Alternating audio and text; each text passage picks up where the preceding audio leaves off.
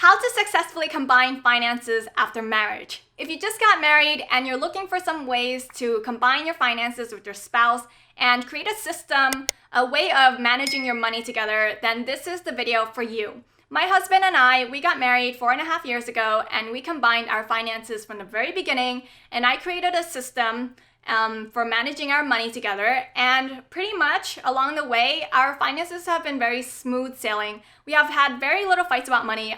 We did have fights about money, I won't deny that, but we've had very few fights regarding money. So this is a system where you guys can combine finances and build your wealth together, but also at the same time, maintain your own independence and privacy. So if that's what you're looking for, then this is the video for you.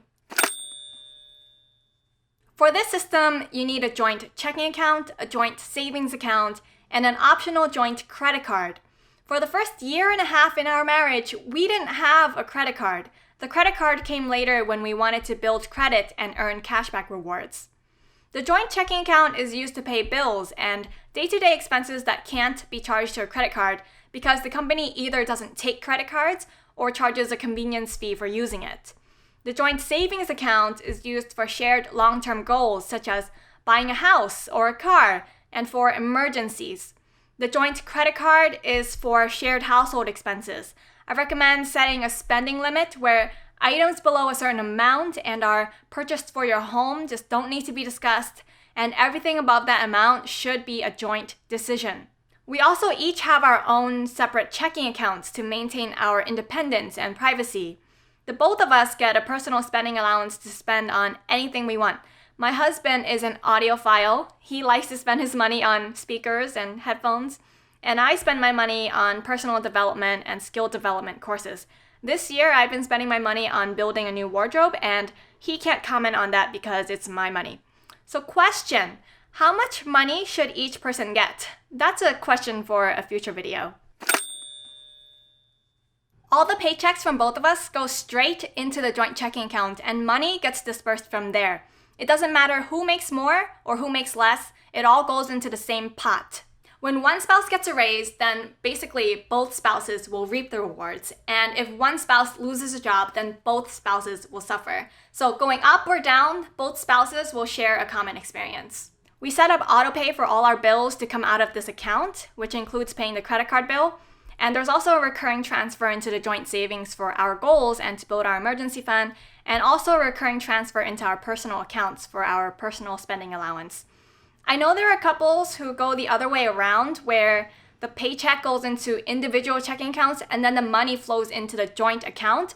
That system doesn't work very well for situations where a spouse loses a job or becomes a stay-at-home parent.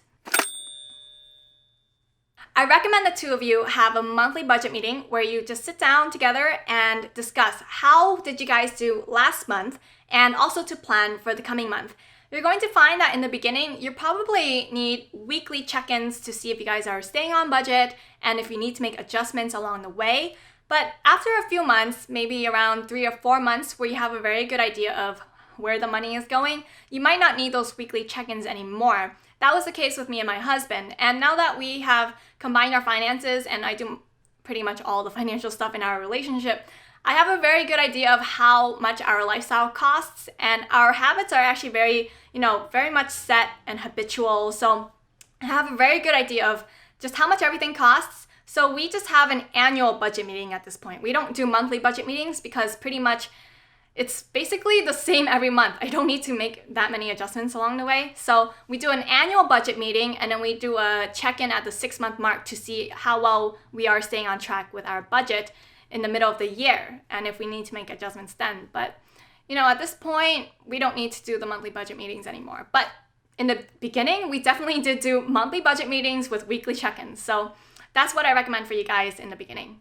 That's it for today's video, and I hope you guys were able to walk away today with some new ideas that you can implement in your own marriage so that you can combine finances with your spouse successfully. Again, as always, guys, all the information on this channel is free for you. So if you want to financially support my channel, just head over to Amazon, buy my book, 1001 Ways to Save Money, Quit Flushing Your Hard-Earned Money Down the Toilet. And if you already bought the book and you really enjoyed it, I'd be so grateful if you left me a review. If you like this video, give it a thumbs up. Subscribe for more content in the future, and I will see you guys next time. Bye.